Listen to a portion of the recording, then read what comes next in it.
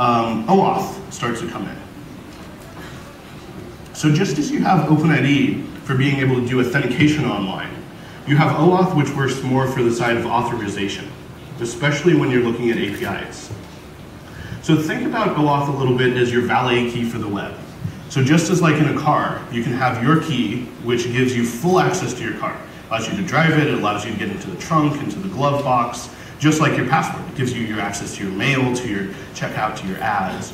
You're able to then also have a valet key, which maybe allows them to just drive it and lock the car, but not have access to your trunk, which is what you can do with OAuth.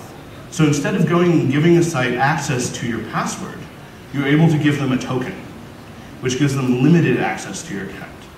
So what I can do with OAuth is instead of going and giving them my Gmail password, I give them an OAuth token, which only lets them access my address book, and only lets them access my address book maybe once.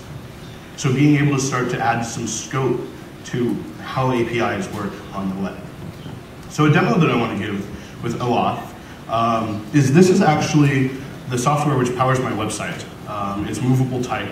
It's in one of the products that we create at 6 Apart, a blogging tool which you can go and download, run it with open source and then commercial versions as well. And so this is my profile. And there's a service from Yahoo, a beta service called FireEagle.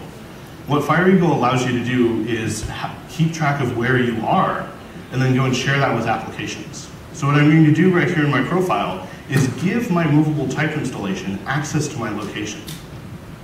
So I'm going to go ahead and click configure FireEagle, which pops up this window, which tries to describe to me that you need to go over to FireEagle and give us access, is the first step.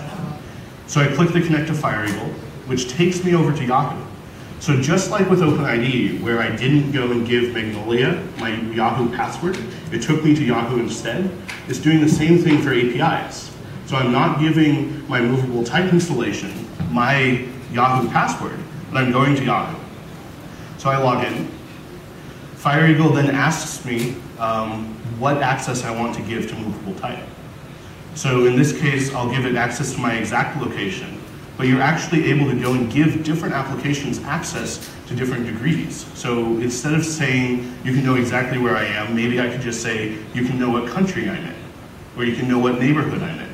So being able to start to, once again, take it instead of giving a service full access to your account, like if you gave them your password, being able to scope that back a little bit. And so since we had a little bit of problem with UTF-8 support, unfortunately it still says I'm in Dublin, Ireland, which is where I was a week ago.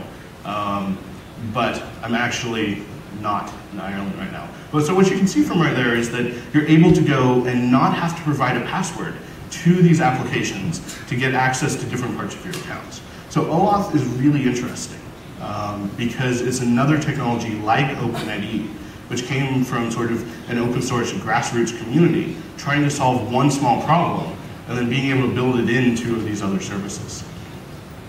So we have some ways to share information between these services.